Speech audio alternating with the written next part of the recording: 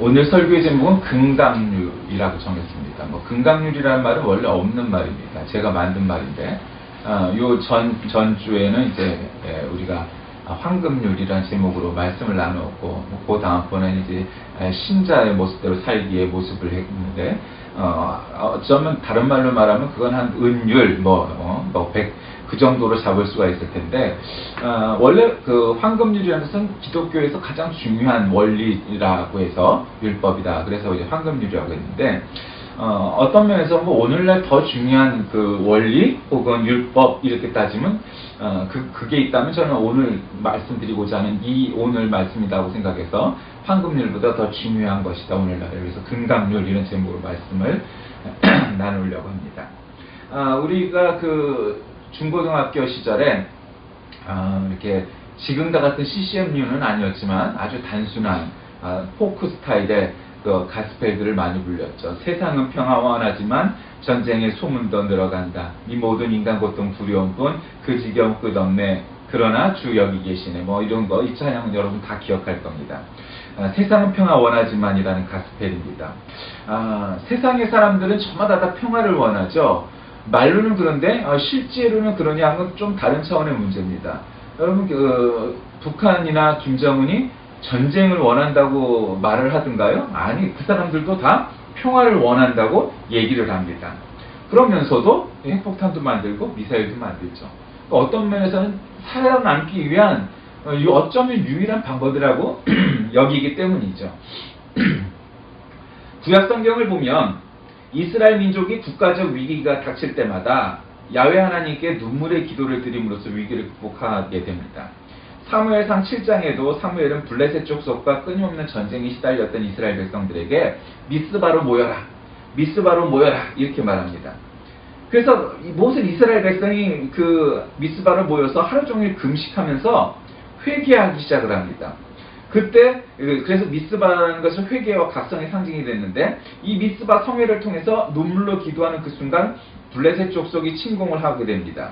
그런데 여기서 바로 에베네셀 하나님, 즉 도우시는 하나님의 역사가 나타나셔서 이 민족을 위기에서 구하시고 오히려 싸우기보다 기도하고 회개하기 먼저 했던 이스라엘 백성이 그 전쟁에서 이기는 역사가 있게 됩니다. 저는 가끔 그런 생각을 합니다.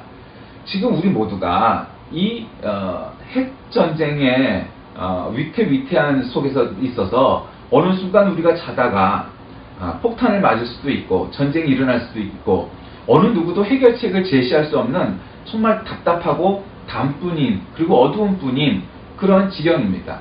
세계 어느 누구도 이 문제를 해결할 방법이 없습니다. 네, 여러분, 오히려 이런 게 우리에게는 기회이기도 합니다. 왜냐하면 인간이 할 수 있는 가능성이 있다고 여길 때 사람들은 믿음이 약해지기 마련입니다. 이 정도는 내가 할 수 있어. 이런 자신감이 있기 때문이죠. 그런데 어떤 면에서는 이렇게 우리가 할 수 있는 것은 아무것도 없다라고 여길 만한 때에 오히려 그 믿음이 진가를 발휘하게 됩니다. 그러니 여러분 오히려 감사하시기 바랍니다. 그리고 하나님 앞에 기도하시기 바랍니다. 그리고 회개하시기 바랍니다. 그러면 하나님께서 어느 누구도 해결할 수 없는 이 전쟁의 절박함 속에서 우리를 구하시고 오히려 하나님의 뜻대로 잘 해결해 주실 것을 믿으시길 바랍니다. 그래서 오히려 이 어려운 난국이 오히려 기회가 되고 오히려 믿음의 기회가 되는 것을 우리가 생각해야 됩니다.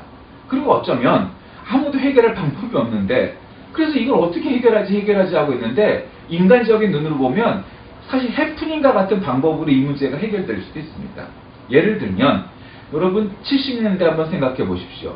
박정희 장군이 대통령이 돼갖고 유신 독재를 하던 시절에 막 민주화나 뭐 하면은 공산당이라고 우기고 사람 잡아다가 죽이고 뭐 핍박하고 뭐 요즘 블랙리스트는 뭐 유도 아니죠. 뭐 박근혜가 배운 게 그것뿐이니까 다 그렇게 했지만 그러니까 그 시대에 비교하면 지금은 뭐 유도 아니에요. 그런데 사람들이 사실은 민주화 운동을 했던 민주야당의 그 인사들조차도 이 독재가 하염없이 가겠구나. 유신 독재가 됐으니까 말이죠. 왜냐하면 헌법을 바꿀 어떤 힘도 없게 됐단 말이에요. 헌법이 그렇게 돼버리니까. 그러니까 참 사람들이 어리석고 무식하게 한량없는 거죠. 뭐 그때는 수준도 낮았지만 뭐 지금도 마찬가지인 사람들이 많지만 독재를 해도 소용이 없는 거예요. 그러니까 야, 우리나라의 독재가 오래 가겠거나 생각했는데 결국 그게 어떻게 해결이 되죠? 그 가장 믿었던 부하였던 중앙정보부장, 총탄에 죽게 되죠. 박정희 장군이. 그러면서 결국 유신 독재가 끝나게 됐어요. 어느 누구도 그렇게 끝날이라고 짐작하거나 예상하지 못했어요. 아니 어떻게 중정부장 김규하의 김재규의 손에 의해서 제거될 줄 누가 알았겠어요. 그런 것처럼 사실은 지금 북한과 김정은과 이 핵폭탄의 문제도 어떻게 해프닝처럼 이 문제가 매듭이 지어질지는 아무도 예상할 수가 없습니다. 그래서 Just War 이론이라는 것이 있습니다. 그것이 지금까지 종교계에서도 수없이 얘기됐는데, 이를테면 구약 성경의 개념으로 얘기하면 성전인 거죠. 세상에는 전쟁이 필요하다. 사람이 너무 많으면 좀 죽어줘야, 속아내줘야 식량도 좀 여유가 생기는 거고, 뭐 자원도 그렇고 좀 그렇다. 뭐 그것이 전혀 틀린 말은 아니지만 어쨌든 뭐 그런 이론도 있습니다. 근데 또 이 저스트 워 이론에 반대가 되는 저스트 피스메이킹 이론도 있습니다. 플러신 학교의 글렌 스타센 교수는 모든 고려를 떠나 어떤 이유에서든 전쟁은 불가하며 오직 평화를 심는 노력을 해야 한다. 그런 얘기도 했습니다. 어쨌든 성경은 평화를 이루는 사람은 복이 있다. 이렇게 산상수훈을 통해서 말씀하셨죠. 평화를 만드는 길. 이것이 우리에게 중요한 것이죠. 그런데 오늘날 우리에게 정말 중요한 건 뭘까요? 오늘 이제 본문 말씀을 통해서 말씀을 나눕니다. 세상이 지금 다원화되고 있죠. 근데 우리는 이것이 현대가 돼서 다원화됐다고 생각을 하지만 사실은 어느 시대도 다원화된 사회예요. 그 다원화됐다는 것은 시대가 그 다양성을 존중해줬다는 차원이 아니고 모든 사람은 100이면 100사람은 다 다른 생각, 다른 얼굴을 하고 있잖아요. 그러니까 사실은 다원화된 사회죠. 근데 그거를 뭔가 하나의 생각, 하나의 뭘로 몰아넣으려고 하는 그런 회계성이 늘 있어 왔죠. 옛날 왕정시대나 부족국가 시대는 말할 것도 없고 지금도 마찬가지예요. 뭐가 오라 그러면 뭐 딴 생각은 여유가 없는 거죠. 근데 우리는 뭐 4차 산업혁명이니 무슨 뭐 우리가 창의적인 창조경제 말도 안 되는 말 자체가 안 되죠. 창조경제라는 건. 왜냐면 창조는 사람이 하는 게 아니니까. 그러니까 어쨌든 뭐 창조경제니 뭐 떠들어봤자 소용없는 것이 자꾸 획일적으로 만들려고 하면서 그걸 요구하는 것이 이미 말이 안 되는 거죠. 그러니까 오늘날도 마찬가지고 옛날도 마찬가지인데 오늘 그 2000년 전 최소한 예수님은 과연 이렇게 생각과 의견이 많은 다양성이 있는 그 사회 속에서 어떤 가르침을 주셨는지 한번 보자고요. 1절에 보니까 믿음이 연약한 자를 너희가 받되 그의 의견을 비판하지 말라 시작합니다. 그러니까 이 전에 보면 사실은 오늘 이 로마서 이 14장에 들어가서 다양성 속의 일치, 자유와 사랑 그리고 뭐 이런 것들에 대해서 이제 계속 말씀을 하고 계신데 믿음이 연약한 자를 너희가 받되 수용하되 이해하되 그의 의견을 비판하지 말라 이거죠.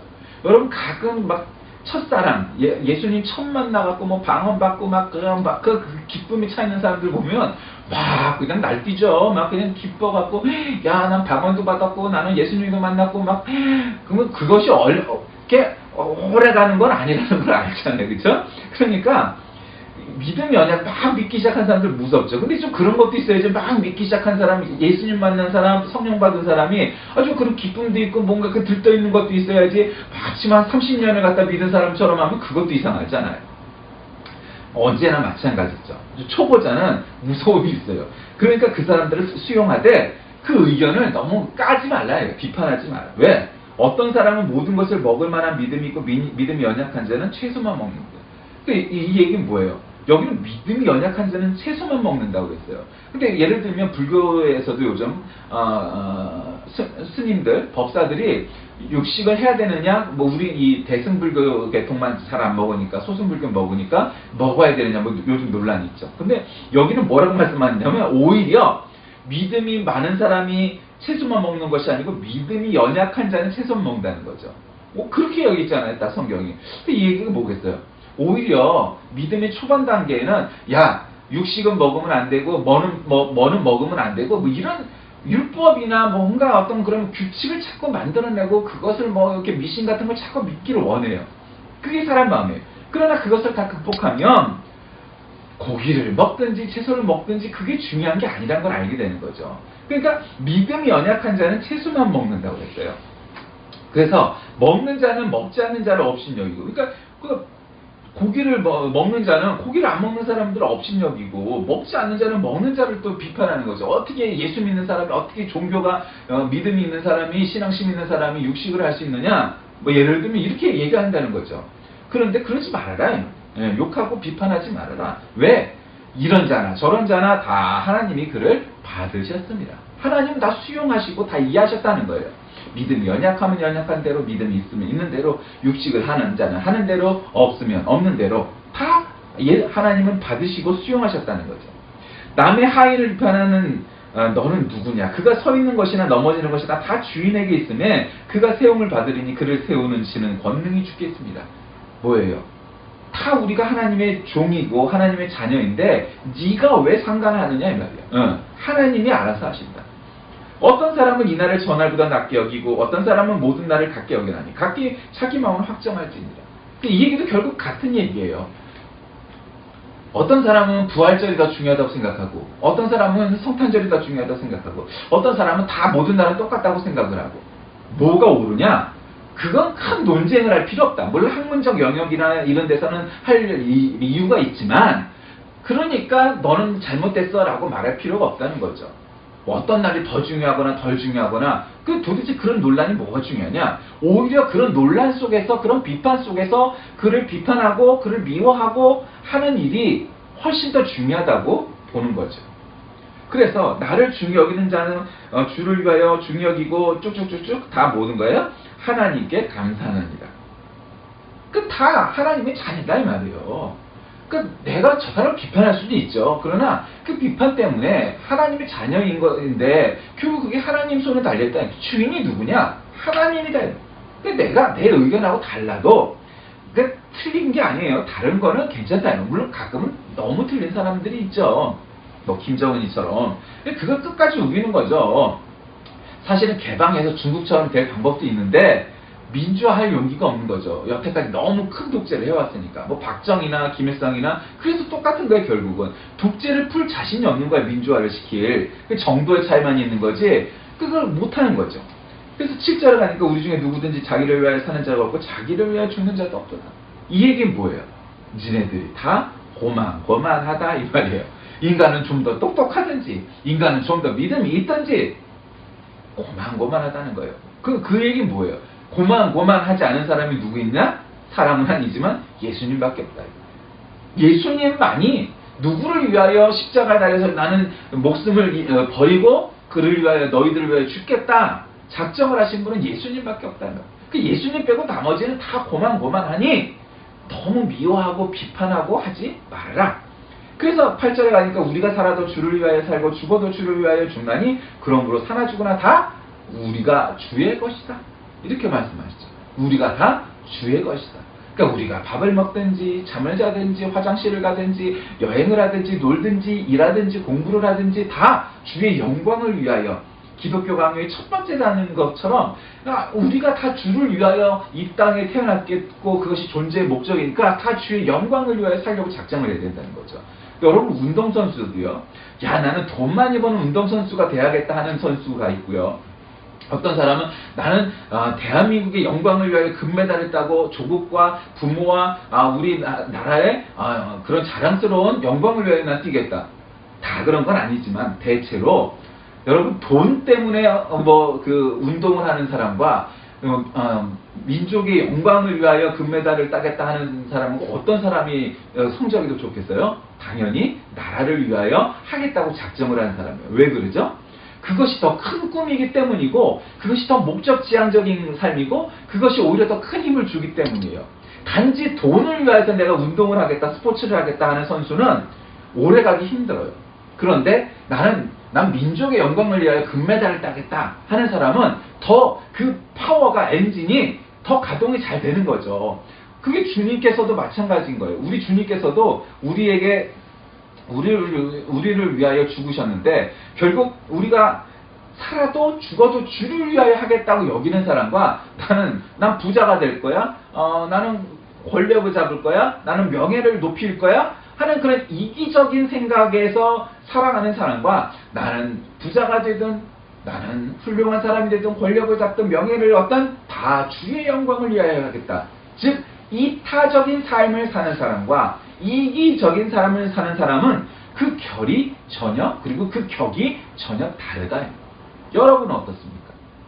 그냥 지 통장 풀리고 맨날 집 사고 건물 사고 투자하고 해서 돈 많이 벌어갖고 부자 돼서 결국 자식들이 다 쓰게 만들려고 하는 이기적인 생각으로 평생을 살아가십니까? 아, 나는 주의 영광을 위하여 그래도 내가 돈이 좀 있으니 세계 곳곳에 교회 10개 정도는 한번 지어서 하나님께 한번 바쳐봐야지. 그 10개에서 얼마나 많은 교회가 파송될 것이며 그 교회에서 얼마나 많은 사람들이 예수를 믿게 될 것인가 뭐 하는 그런 꿈을 꾸고 2천만 원짜리 교회 한번 10개 정도를 한번 지어서 하나님께 바쳐봐야겠다. 이런 생각을 사십니까? 그 생각이 다르다 이 말이에요. 그 교회당뿐만 아니라 유치원이 됐든 교육시설이 됐든 병원이 됐든 말이죠. 그 격이 다르고 결이 전혀 다른 거죠.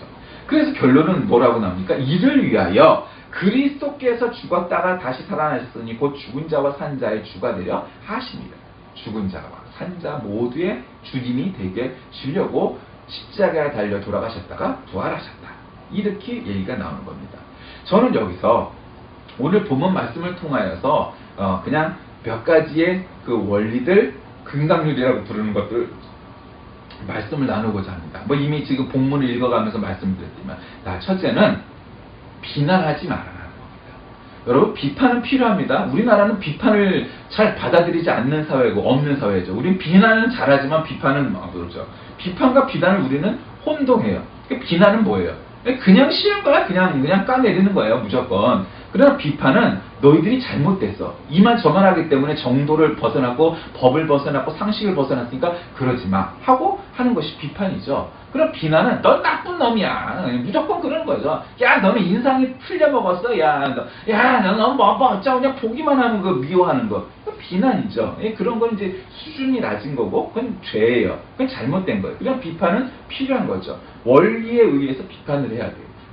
그래야 개인과 또 가정과 공동체와 국가와 또 전 세계 인류가 모두 살아남을 수 있어요. 그러나 우리가 중요한 것은 비판을 또 지나치게 되면 그것이 문제가 될 수 있어요. 그러니까 믿음이 연약한 자, 지금 여기서 믿음이 연약한 자와 아닌 자, 육식을 하는 자와 채식을 하는 자, 이거를 갖다가 대비를 시켰잖아요.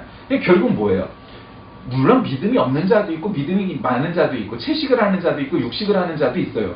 문제는 그로 인하여서 비판을 하고 그걸 넘어 자꾸 비난하기 시작하면 결국 분쟁이 일어나고 싸움만 난다는 거죠. 결국 뭐예요? 받아들여라. 이해해라. 믿음이 없으면 없는 대로, 있으면 있는 대로. 어떤 사람은 오랜 동안 교회에서 신앙생활을 했어도 성경의 성자를 잘 모르는 무식한 사람들이 많아요. 사실은. 왜? 성경을 안 읽으니까, 성경 공부를 한 적이 없으니까 성경에 대해서 무식해요. 또 어떤 사람은 성경은 또 잘하는데 봉사를 안 해요. 또 어떤 사람은 봉사를 하는데 성경을 안 읽어. 여러 종류의 사람이 있죠. 30년을 교회를 다녔어도 봉사도 안 하고 성경도 안 읽고 얼마든지 그런 사람들이 있어요. 그러니까 난 너보다 더 나은 점이 있겠죠. 없다는 게 아니에요. 그게 있는데 그럼에도 불구하고 그를 비난하거나 비판하거나 해야 되느냐? 그러지 마라. 이해해라. 수용해라. 이해하고 용서해라. 그렇게 말씀하시는 거죠. 그러니까 이건 뭐예요?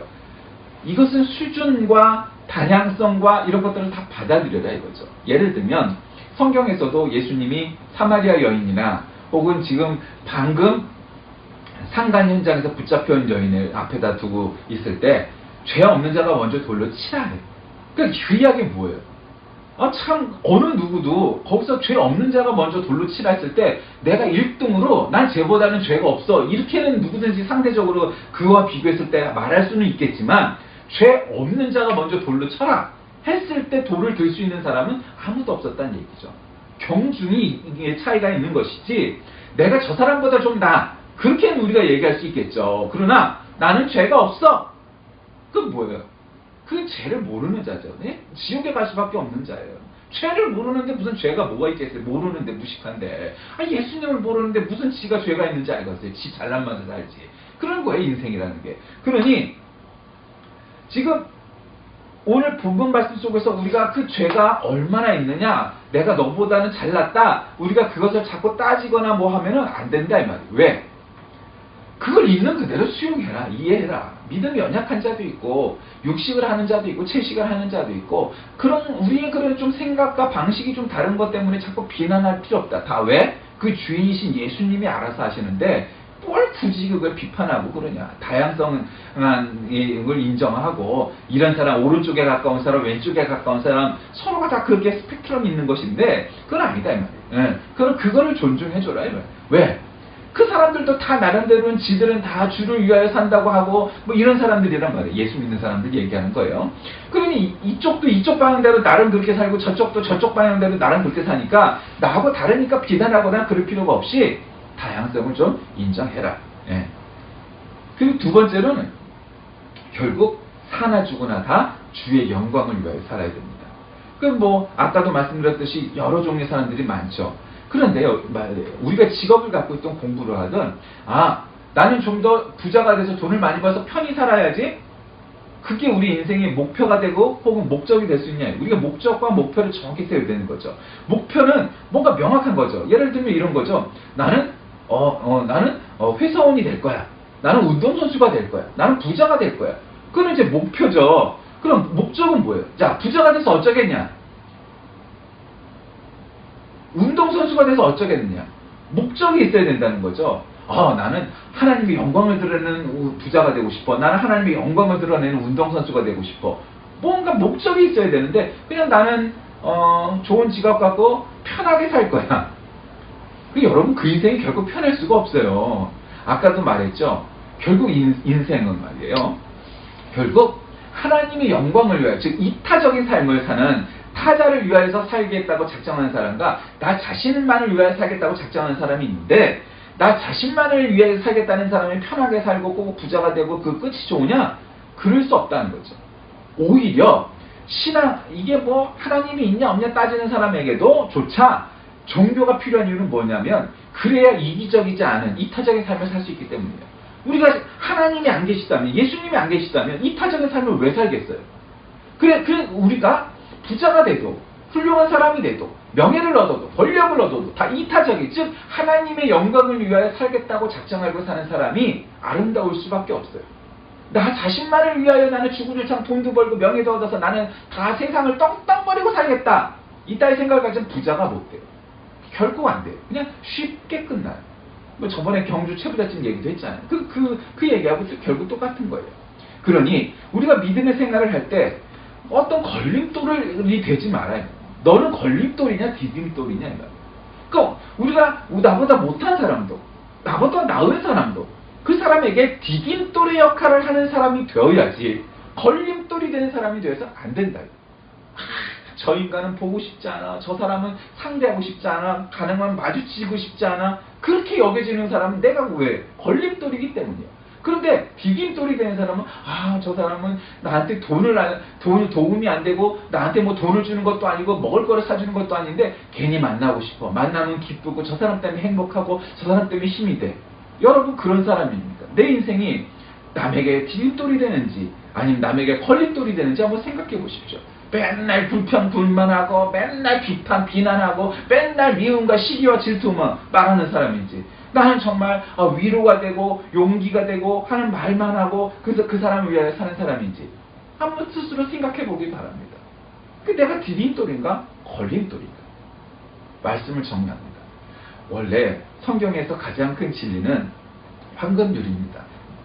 내가 대접받고자 하는 대로 남을 대접하라는 거죠. 예, 그것도 중요합니다. 그것과 연관돼서 결국 오늘 금강률이라고 제목을 잡은 것은 남을 대할 때 비난과 비판이 능사가 아니라 다 결국 주님께 달려있으니 나는 나대로 충성을 열심히 하고 남을 이해하고 이 다양성 속에서 일치를 찾고자 하고 남을 존중하고 하는 정신이 우리에게 없을 때 오늘날 우리나라 또 우리 사회에 펼쳐진 여러 가지 사회적인 문제들, 국가적인 문제들, 세계적인 문제들, 또 개인적인 문제들, 모든 문제들을 대함에 있어서 그 해결의 방법이 결국 우리가 생각하고 셈하는 데서 그 결론이 나는 것이 아니라 하나님이 풀어주실 때 그 매듭이 풀릴 수 있음을 유념하시고 모든 것이 주께 달려있음에 결국 그로 인하여 우리가 모든 일을 해결할 수 있다는 것을 깨달아야 그것이 성숙해진 것이지 나는 다 할 수 있어. 아니 보이지 않는 하나님이 이걸 어떻게 해결한단 말이야. 결국 이거는 유치한 생각의 수준에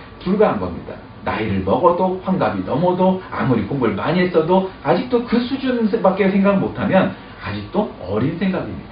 이 모든 세상의 역사가 하나님께 달려있으니 하나님께 간구하여서 국가적인 문제에서 개인적인 문제 이르기까지 이런 모든 것이 다 하나님께 달려있으니 하나님 이것을 해결해 주시고 응답하여 주옵소서. 기도하고 해결받는 저와 여러분이 되시길 주의 이름으로 간절히 기도합니다. 기도하겠습니다. 하나님, 오늘날 우리에게 주어진 문제들은 참으로 어렵고 큽니다. 우리가 해결할 수 있을지 자신도 없는 실마리가 보이지 않는 것들의 연속입니다. 그러기에 하나님께 이 모든 것들을 바치오니 하나님께서 해결해 주시고 다 주의 영광을 위하여 사는 우리 모두가 되어서 이 황금률의 교훈이 우리와 함께하고 응답받는 모두가 되게 인도하여 주옵소서. 예수님의 이름으로 기도드립니다. 아멘.